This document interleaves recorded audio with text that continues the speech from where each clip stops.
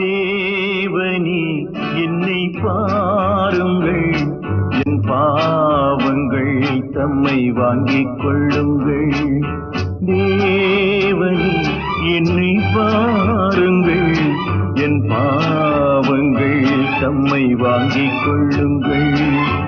ஆயிரம் நன்மை தீமைகள் நாங்கள் செய்கின்றோம், நீங்கள் அறிவீர், மன்னித்தருள்வீர்.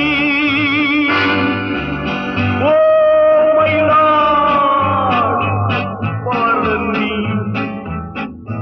உங்கள் மந்தையில் இருந்து 2 ஆடுகள் வேறு வேறு பாதையில் போய்விட்டன.